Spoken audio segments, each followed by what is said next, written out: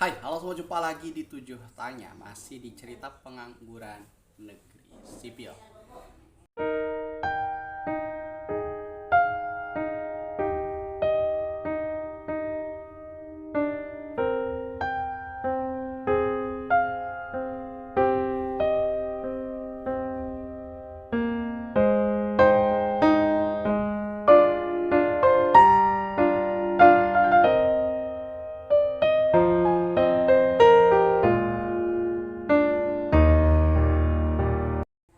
Apa kabar kamu, teman-teman yang baru menemukan channel ini? Jangan lupa like, subscribe, ataupun juga share bila konten-konten di channel ini bermanfaat. Bila tidak, ya udah sip aja.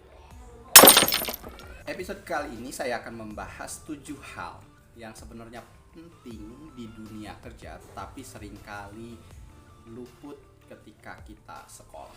Seringkali terlewat dipelajari saat kita sekolah, atau bahkan kita tidak sama sekali mempelajari hal-hal ini. Apa saja 7 hal tersebut kita bahas. Yang pertama, tentang etika bermedia sosial. Tanpa kita bisa pungkiri bahwa saat ini dunia begitu pesat, apalagi perkembangan media sosial. Terkadang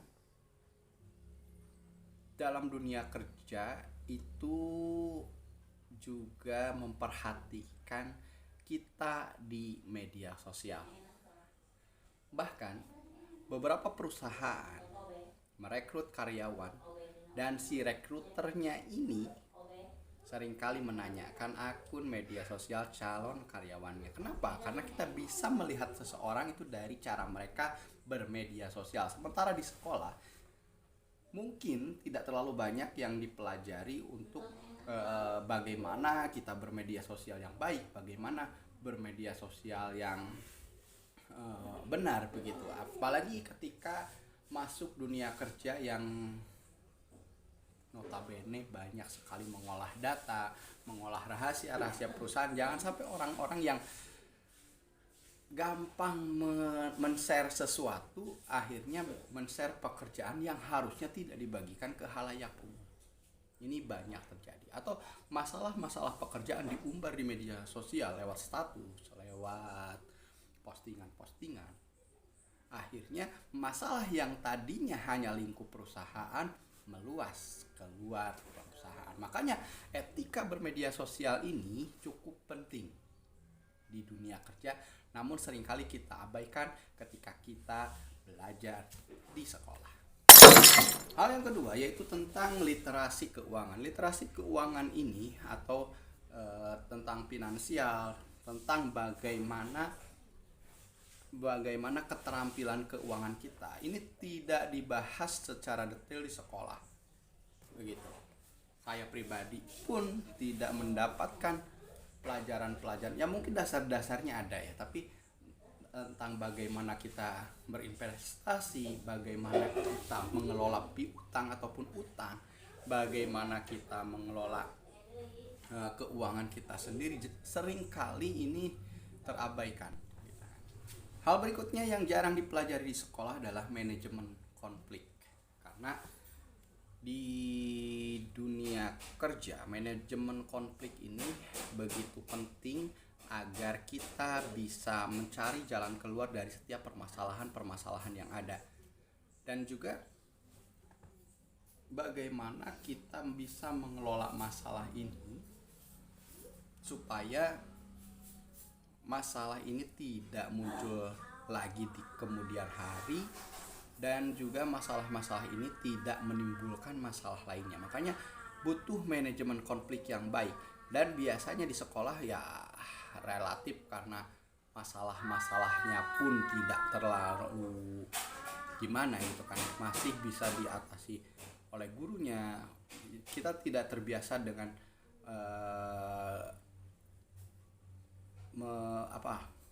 membuat atau merencanakan ataupun melahirkan solusi-solusi. Kita tidak terbiasa dengan itu. Padahal memang kalau kita cermati ya ada dari soal-soal yang diberikan itu kan juga melatih pikiran kita untuk bagaimana mendapatkan solusi atas masalah-masalah yang muncul dalam soal-soal tersebut. Kalau misalkan kitanya bisa mengolahnya ya sebenarnya ada, tapi kita tidak mendapatkan pelajaran tentang konflik-konflik apa saja yang ada di dunia kerja. Nggak ada. Di sekolah itu jarang sekali dibahas tentang bagaimana cara menyelesaikan ketika ada contoh konflik di dunia kerja itu kan ketika konflik antar karyawan, bagaimana menyelesaikan masalah negosiasi yang buntu, enggak gitu. Nah, ini juga berarti bisa nyambung ke hal berikutnya yang memang tidak diajarkan secara utuh di dunia sekolah kita gitu kan, yaitu tentang bagaimana negosiasi itu sendiri, bagaimana kita berkomunikasi dengan baik, bagaimana kita menegosiasi harga, bagaimana kita negosiasi masalah penawaran proposal, terus juga cara kita menjual, cara kita sales gitu ya, cara kita menjual suatu barang. Kita tidak mendapatkan pelajaran khusus mengenai hal ini begitu. Jadi ya itu berikutnya itu yang jarang dipelajari. Sebenarnya ada di beberapa mata pelajaran terselip di sana sini juga tentang public speaking. Dunia kerja biasanya melatih kita untuk bisa berbicara di depan umum, bisa menghadapi segala sesuatu di depan, dan bagaimana cara kita mengungkapkan pendapat, mengungkapkan ide, mengungkapkan apa yang kita punya lewat kata-kata, lewat verbal.